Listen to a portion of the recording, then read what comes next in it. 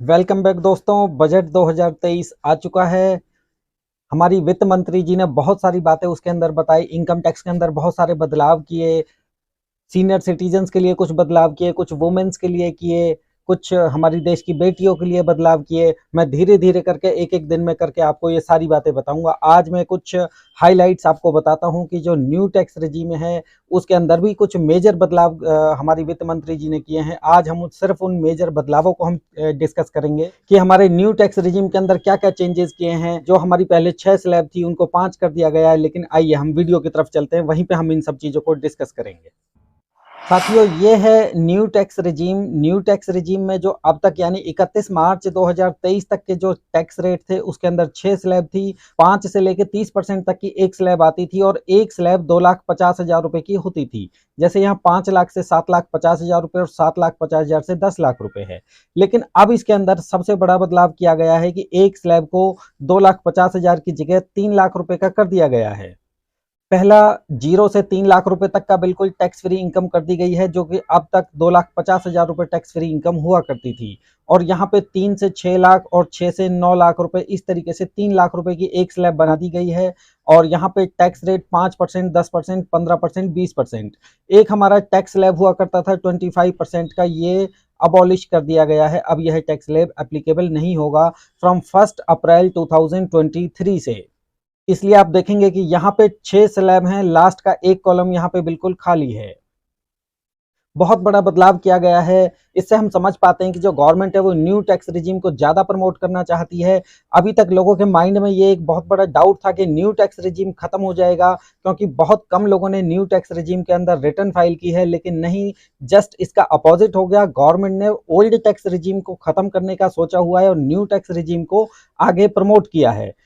एक दूसरी बात मैं आपको बताता हूं कि न्यू टैक्स रिजीम फ्रॉम 1 अप्रैल 2003 से डिफॉल्ट टैक्स रिजीम बन जाएगा। इसका मतलब ये है कि 1 अप्रैल 2003 से हमें ओल्ड टैक्स रिजीम को चूज करना पड़ेगा जब हम अपनी आईटीआर को फाइल करेंगे, और ये बिल्कुल स्टार्टिंग ऑफ द ईयर हो जाएगा। अगर हमने ऐसा नहीं किया तो ईयर एंड में जाके हम देखेंगे कि हमें अपनी आईटीआर न्यू टैक्स रिजीम के अंदर ही फाइल करनी पड़ेगी। उसके बाद बेशक हमें लॉस हो या प्रॉफिट हो।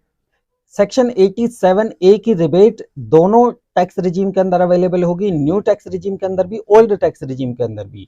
और जो आने वाली न्यू टैक्स रिजीम है जिसके अंदर ये मेजर चेंजेस किए हैं बजट 2023 ने, उसके अंदर भी रिबेट अवेलेबल होगी। क्योंकि फाइनेंस एक्ट 2023 ने न्यू टैक्स रिजीम को प्रमोट करने के लिए 7 लाख रुपए की इनकम को पूरी तरीके से टैक्स फ्री कर दिया गया है। लेकिन पुराने टैक्स रिजीम के अंदर कोई भी बदलाव नहीं किया गया है, उसको भी अभी हम डिस्कस करेंगे। यानी कोई एसएससी न्यू टैक्स रिजीम के अंदर अपने रिटर्न को फाइल करता है और 7 लाख रुपए उसकी इनकम है, तो उसके ऊपर 0 टैक्स की लायबिलिटी रहेगी। तो इस तरीके से हम समझे दोस्तों कि आने वाली न्यू टैक्स रिजीम है उसके अंदर हमें सेक्शन 87A का बेनिफिट 25,000 रुपीज का होगा, जो कि अभी तक 12,500 रुपीज का हुआ करता था।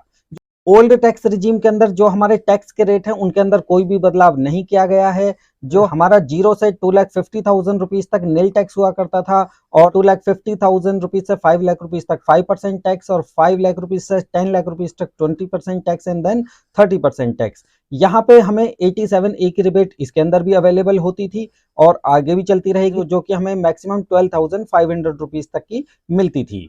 यहाँ पे हम एक बात को समझ लेंगे कि ये 25,000 रुपीज की रिबेट कैसे है। दोस्तों, पहले 3 लाख रुपए तक हमें कोई टैक्स नहीं देना। 3 लाख रुपए से 6 लाख रुपए तक जो 5% टैक्स बनता था, इसकी हमें रिबेट मिलेगी। यानी 3 लाख रुपए के ऊपर 5%, यानी 15,000 रुपए हमारी टैक्स की लाइबिलिटी आती थी, ये रिबेट में आ जाएगी। 6 लाख रुपए से और 7 लाख रुपए की इनकम 1 लाख रुपए के ऊपर 10%, यानी 10,000 रुपीज का जो टैक्स बनता था, टोटल 25,000 रुपीज, ये हमारा टैक्स फ्री हो जाएगा। लेकिन अगर किसी की इनकम 7 लाख रुपए से ज्यादा है तो उसको नॉर्मल वे के अंदर अपनी टैक्स कैलकुलेशन करनी पड़ेगी और टैक्स देना पड़ेगा। मान लीजिए किसी की इनकम 8 लाख रुपए है तो उसको उसके लिए सेक्शन 87A की रिबेट अवेलेबल नहीं है। इसी तरीके से ओल्ड टैक्स रिजीम के अंदर अगर किसी की इनकम 5 लाख रुपए से ज्यादा है तो उसके लिए भी वो रिबेट नहीं होती थी। यहां पे मैं एक कैलकुलेशन समझेंगे कि हमें आने वाले टाइम में यानी 1 अप्रैल 2023 से किस टैक्स रिजीम के अंदर हमें जाना चाहिए, कहां पे हमें फायदा होगा। यहाँ पे मैंने कुछ इनकम्स लिए हैं कि पहले 5 लाख रुपए तो हमारा न्यू टैक्स स्लैब जो कि 1 अप्रैल 2023 से अप्लाई होने वाला है। उसके अंदर कोई टैक्स नहीं बनता, ओल्ड टैक्स रिजीम में भी कोई टैक्स नहीं बनता था, क्योंकि हम सेक्शन 87A की रिबेट ले लेते थे। अगर 7 लाख रुपए इनकम ब्रैकेट में मैं देखूं तो फाइनेंस एक्ट 23 ने उसको जीरो कर दिया गया है। यहाँ पे मैंने जीरो टैक्स माना है, लेकिन ओल्ड टैक्स रिजीम के अंदर मैं जाऊंगा तो यहाँ 52,500 रुपीज का टैक्स बनेगा। तो इस तरीके से मैंने ये डिफरेंट इनकम ग्रुप के ऊपर ये टैक्स की लाइबिलिटीज कैलकुलेट की हुई हैं कि अभी नया जो बजट आया है उसके अंदर हमारी टैक्स की लाइबिलिटीज क्या बनेंगी और ओल्ड टैक्स रिजीम में हमारी लाइबिलिटीज क्या होंगी इनकम टैक्स की। तो यहाँ पे जो माइनस की फिगर है मींस इतने रुपीज का हमें लॉस होगा अगर हम ओल्ड टैक्स रिजीम के अंदर अपने रिटर्न को फाइल करते हैं। गवर्नमेंट का यही एक एजेंडा था दोस्तों कि न्यू टैक्स रिजीम को इस तरीके से प्रमोट करें कि लोग अपने आप टैक्स की लायबिलिटी को देखते हुए न्यू टैक्स रिजीम की तरफ आ जाएं। इसके अलावा मैं एक कैलकुलेशन और समझूंगा, क्योंकि ये वाली जितनी भी कैलकुलेशन थी ये सारी विदाउट टैक्स सेविंग थी। अगर मैं मान लेता हूं कि हमारी कोई 2 लाख रुपए की टैक्स की सेविंग हो जाती है, क्योंकि सभी इंप्लॉइज की, बिजनेसमैन की, सर्विसमैन की, सबकी कुछ ना कुछ सेविंग होती है। जैसे 80C की सेविंग हो गई, 80D की सेविंग हो गई, इन सबको मैंने मान लिया है कि ये सब मिला के 2 लाख रुपीज की सेविंग हमारी हो जाती है। अगर 2 लाख रुपीज की सेविंग होती है तब भी हमें न्यू टैक्स रिजीम में ही रिटर्न फाइल करने का फायदा है, क्योंकि यहाँ पे आप देखेंगे न्यू टैक्स रिजीम में 45,000 टैक्स की लाइबिलिटी आती है, ओल्ड टैक्स रिजीम में फिर भी ज्यादा की लाइबिलिटी आ रही है। तो यहाँ पे 9 लाख रुपीज इनकम के ऊपर 7,500 रुपीज का लॉस होता है, क्योंकि न्यू टैक्स रिजीम और ओल्ड टैक्स रिजीम, यहाँ पे मैंने 7 लाख रुपए के ऊपर दोनों ही केस के अंदर जीरो टैक्स रहेगा और बेसिक एग्जम्पशन लिमिट और 5 लाख रुपए के ऊपर तो है वैसे ही टैक्स फ्री होता है। यहाँ पे 7 लाख रुपए इसलिए टैक्स फ्री हो गया क्योंकि 7 लाख रुपए में से ये 2 लाख रुपए की जो हमारी सेविंग है इसको हमने माइनस कर दिया है। 5 लाख रुपीज और 5 लाख रुपीज हमारा ऑब्वियसली वैसे ही टैक्स फ्री हो गया। तो यहाँ पे 10 लाख रुपए, 12 लाख और 15 लाख रुपए के ऊपर भी हम देखेंगे 2 लाख रुपए सेविंग के साथ फिर भी हमें न्यू टैक्स रिजीम के अंदर जाना चाहिए।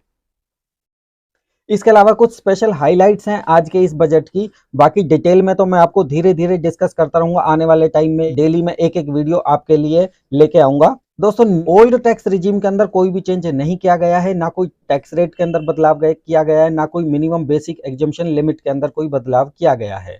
न्यू टैक्स रिजीम को बाय डिफॉल्ट टैक्स रिजीम बना दिया गया है। अगर 1 अप्रैल 2003 को ओल्ड टैक्स रिजीम में सिलेक्ट नहीं करता हूं तो by default new tax regime के अंदर मुझे अपनी ITR फाइल करनी पड़ेगी, जो कि 31 मार्च 2024 के बाद फाइल होगी, क्योंकि जो अभी जो बजट आया है ये हमारा 1 अप्रैल 2003 से एप्लीकेबल है, यानी फाइनेंशियल ईयर 23 एंड 24 के लिए एप्लीकेबल है।